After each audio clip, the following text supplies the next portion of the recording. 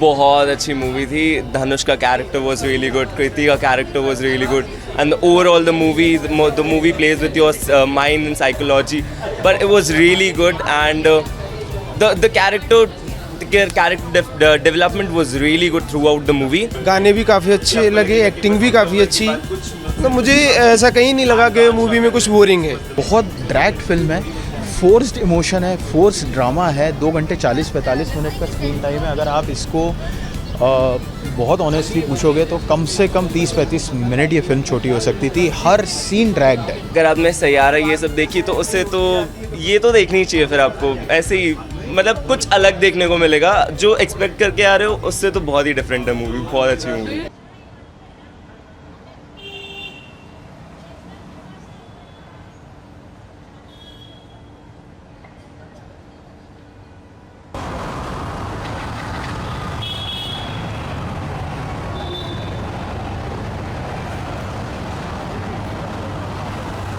Kirti has done really good. She has matched screen to screen what Dhanush did, no doubts. So far in his career, she can write it in one of her best movies. I don't know because right from his debut movie and watching Dhanush, he did his debut movie called Tullu Elame, then the next movie was Kadal Gunden. The mix of both the things, the story was taken from that. The character is also the same. But Anand Rai treated it with a different way, then he has finished the movie in a different way. It has nothing to do with Ranjana. Nothing. Only he becomes the Delhi Union College ka president. That only, for that people thought it is Ranjana. It has nothing to do with Ranjana. Music, it is good. The background score of A.R. Rahman is good. They have included one Tamil song completely. No need of any translation on that. Then there is one Jigar Danda song is there, which is very common. Yeah, everything is good. They have depicted the Delhi very well. Good. The Varanasi scenes are good. It is a okay kind of. Dhanush has been doing it. It is his breakfast, lunch and dinner. So he has done it the same over here. Yeah, the 3 hours, it is only boring in the last when both the people, Dhanush and Kirti, die. I think that is becoming boring in the end. Last, they should have trimmed it by 7 minutes. बहुत अच्छी movie थी. धनुष का character was really good, कृति का character was really good, and overall the movie plays with your mind and psychology, but it was really good. And the character development was really good throughout the movie. And Dhanush and Kriti की chemistry मुझे इतनी अच्छी नहीं लगी, but still it was really convincing. And throughout movie बहुत अच्छी थी. Story telling was best. When you get to the interval you like the movie कि आगे और कुछ अच्छा होगा, और कुछ बट और नहीं है, बहुत और अच्छा हो जाता है. एंड बहुत अच्छी लगी मुझे. Through out this year this movie was really good. The hype was like कि ये मूवी कुछ अलग होगी, बट मूवी कुछ अलग थी. हाइप अलग थी, मूवी अलग थी. सो वन टाइम वॉच तो नहीं है, बार बार देखने का मन करेगा आपका. हाँ, नहीं बोर तो नहीं होगा. नहीं. It's lengthy, catchy in the first 30 minutes. So you will catch attention of, so it's really amazing. The intensity is really good. So you will watch it and then you will get to know about it, but it's really amazing. You have to watch this.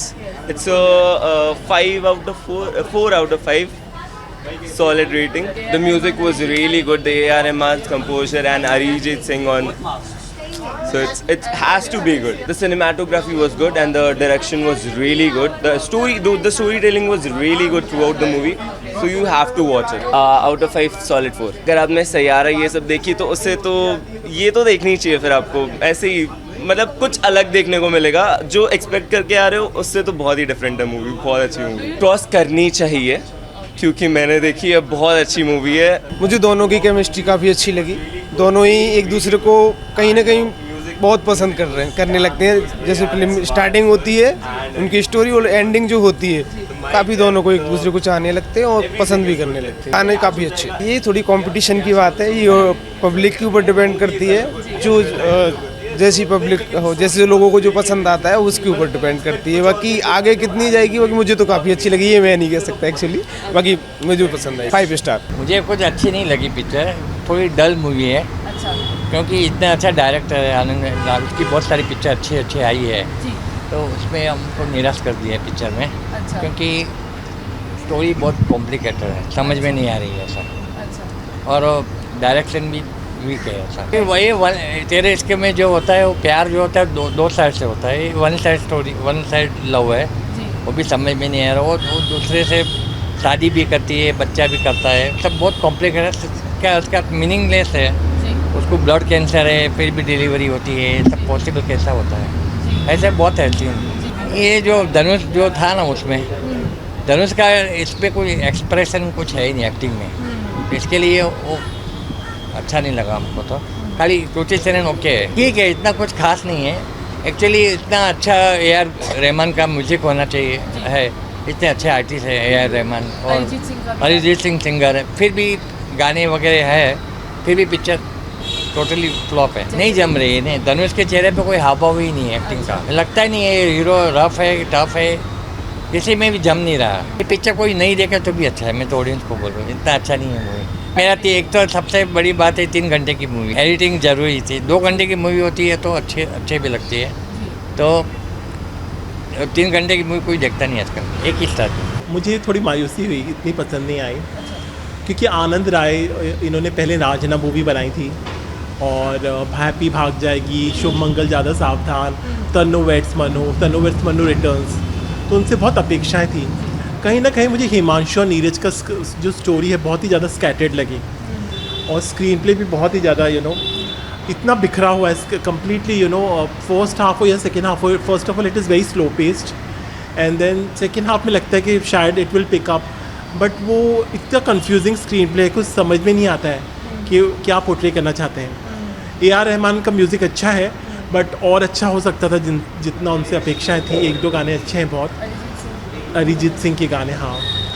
बाकी जो movie में जो intense love story हम expect कर रहे थे वो नहीं देखने को मिली। नहीं, क्योंकि हम लोग 3-4 लोग जो हमेशा मूवीज़ रिव्यू करते हैं, हम लोग एक दूसरे से वी वे क्वेश्चनिंग कि may be because it's very subjective कि शायद किसी को पसंद आ जाए, बट धनुष हालांकि बहुत ही इंटेंस एक्टर हैं और बहुत कम बोल के भी बहुत अच्छे से एक्सप्रेस करते हैं, तो उनका भी रोल मुझे थोड़ा सा ऐसे लगा।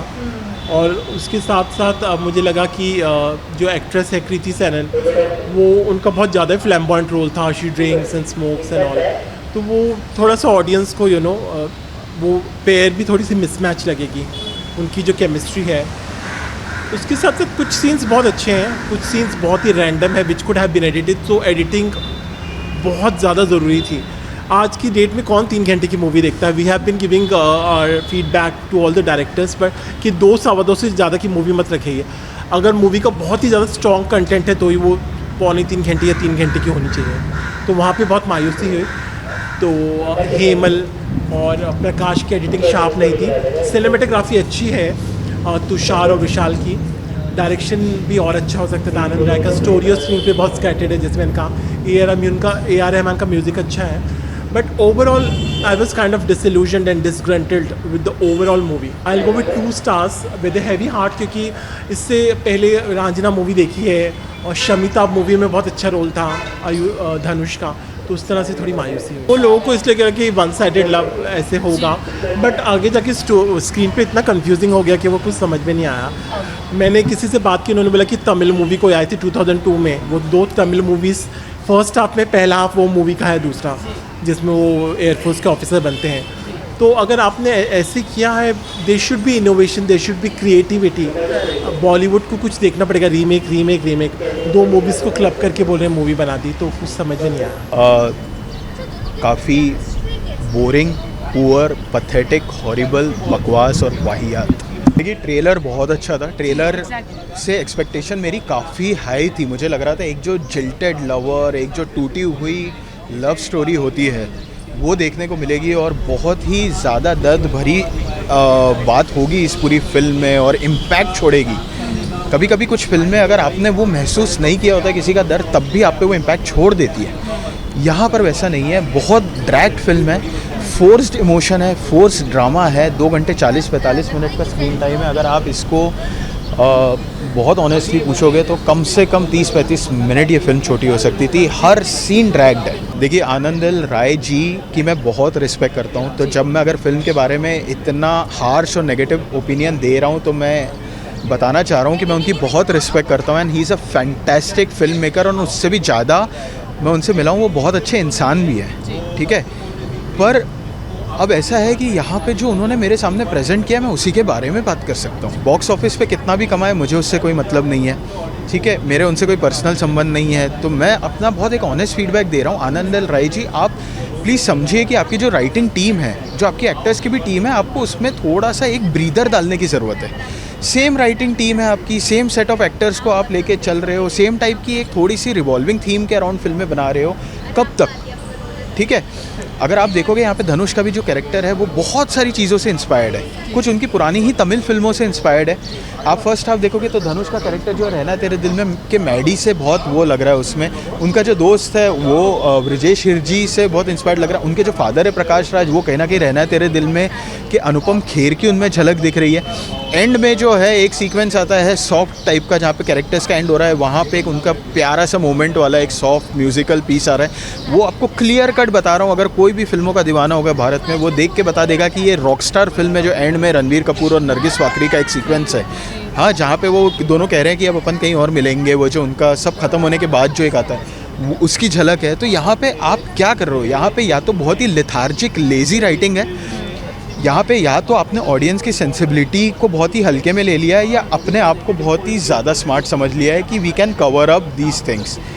अनफॉर्चुनेटली ऑडियंस बहुत स्मार्ट हो चुकी है एंड आप जो हो अभी यहाँ पे थोड़ा सा बैकफुट पर आ गए हो, क्योंकि ऑडियंस ने आपकी ये चीज़ पकड़ ली। देखिए कृति जो है, कृति ने अपना सालों साल ग्राफ ऐसे ही किया है। इनिशियली जब वो आई थी, वो उनमें एक एमेचोरिशनेस, न्यू कमर वो दिख रहा था, एक फील दे रही थी वो, बट लेट्स बी ऑनेस्ट, कृति ने अपने लिए इंडस्ट्री में एक जगह बना ली है।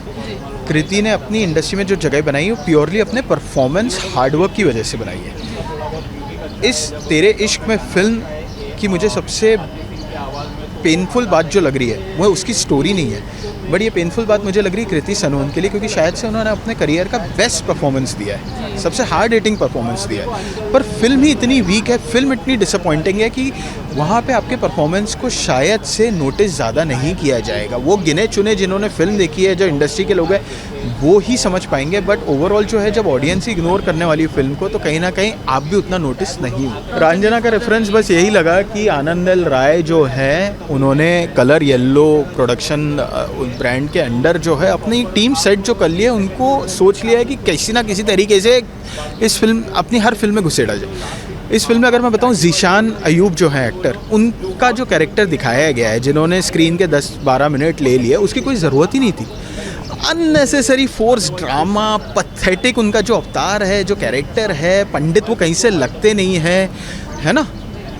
उनका अगर आप ऑफ स्क्रीन जो उनकी आइडियोलॉजी वो समझोगे, उनके कमेंट्स देखोगे, जो उनका बिहेवियर देखोगे, वो पंडित अगर आप उससे दिखा रहे हो, तो समवन लाइक मी तो will straight away reject it. तो ज़ीशान अयूब जो है सुपर बैड चॉइस थे, और मतलब मेरे ख्याल से वो सीन ही नहीं होना चाहिए था, वो कैरेक्टर ही नहीं होना चाहिए। मैं वही कह रहा हूँ आपको, एक एक कैरेक्टर घुसा के, एक एक सीन डाल के ऐसे कोशिश करिए कि वहाँ पे आप पे एक इमोशनल ड्रामेटिक हथौड़ा मारा जाए। 0.5 स्टार।